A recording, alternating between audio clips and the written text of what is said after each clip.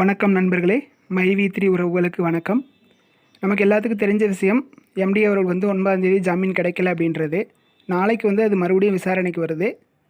கண்டிப்பாக ஜாமீன் கிடைச்சிரும் அப்படின்ற ஒரு நம்பிக்கை இருக்குது. 90% வெளியே வரணும். வந்ததுக்கப்புறம் தான் நமக்கு எந்த ஒரு அப்டேட்டுமே தெரியும். உள்ளே இருக்க வரைக்கும் எந்த ஒரு அப்டேட்டும் தெரியாது. அதே மாதிரி ஒரு சில சேனலில் வந்துட்டு எம்டி அவர்கள் வெளியில் வந்துட்டார் அப்படின்னா வந்த உடனே பே அவுட் ரிலீஸ் பண்ணிடுவாங்க அப்படின்னு சொல்லிட்டு இருக்காங்க.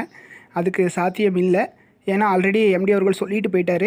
ஒரு 2 மாதங்களில் வந்துட்டு நம்ம எல்லாம் கேஸ் எல்லாம் முடிச்சுட்டு இதுக்கு மேலே யாரும் நம்ம நிறுவனத்து மேலே யாரும் கேஸ் போடாத அளவுக்கு பார்த்துட்டு அதுக்கப்புறம் நம்ம வந்துட்டு ரன் பண்ணலாம் அப்படின்னு சொல்லியிருக்காரு. அதனால் பேமெண்ட் வர வாய்ப்பில்லை. அப்படியே பேமெண்ட் கொடுத்தாலும் போன மாதம் தள்ளி போட்டது மாதிரி தள்ளி போடலாமல் புதிய நண்பர்களுக்கு வந்து உறுப்பினர்களுக்கு பேமெண்ட் ரிலீஸ் பண்ணுறது நல்ல விஷயம். ஏன்னா அவங்க தான் வந்து இதில் வந்து அதிகமாக பாதிச்சிருக்காங்க.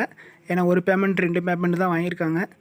அவங்களுக்கு வந்து ரிலீஸ் பண்ணுறது நல்லதாக இருக்கும். அதே மாதிரி இதுக்கு முன்னாடி நம்ம ஒரு வீடியோ போட்டிருந்தோம். அதில் நிறைய நெகட்டிவ் கமெண்ட்லாம் வந்துருந்துச்சு. பரவாயில்ல, அது ஒன்றும் பிரச்சனை இல்லை. ஏன்னா நம்ம வந்து நிறுவனத்தில் உள்ள நிலவரத்தை வந்து நம்ம சொல்கிறோம். அது வந்து நெகட்டிவாக இருந்தாலும் நமக்கு ஒன்றும் பிரச்சனை இல்லை.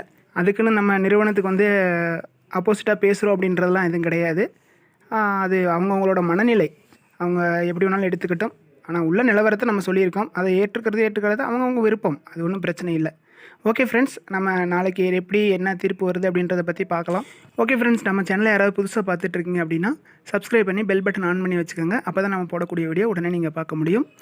Thank you friends.